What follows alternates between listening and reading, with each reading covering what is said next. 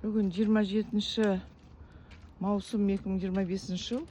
Мына жерде біздің үй жақта асфальттап жатыр да, міне енді шетінен жасап жатыр. Міне қараңыздар. Бірақ мына жерде мен осыны бір көре алмай жүргем. Астына осындай не құю керек қой. Атын ұмытып қалдым, не деуші еді. Битум дей ма? Мынау осы жеткілікті ма? Маған аз сияқты, бұл көбірек құйылмай ма? Или осы дұрыс па? Ер адамдар біледі ғой, ер азаматтар, айтыңыздаршы, мынау дұрыс па? Егер мынау дұрыс болмаса, мен ертең не жазам? Арыз жазам? Болмайды мынау. Өйткені ол салған асфальты ертең көтеріліп кетеді ғой, ойылып кетеді деген сияқты. Сол үшін мынандай қылып осылай құйып қойыпты. Айтпақшы, мен қазір тағы бір жерді көрсетемін. Білмеймін, ешқайсысы жауап бермейді. Мына жерде менің ойымша анау битум өте аз.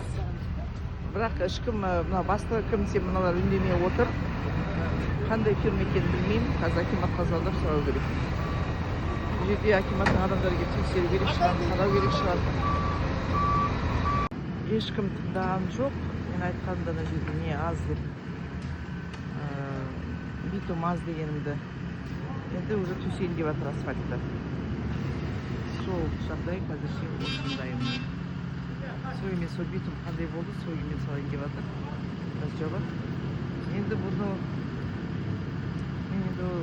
маған бұл маған соң деп айтамын, бірақ менің ойымша бұл жерде битум аз. Мына жерде кім басты десем, ешқайсысы шықпай қойды, үндемей қойды. Ал енді жұмысшылар оған не айтасың, олар не біледі деген сияқты үндемеді.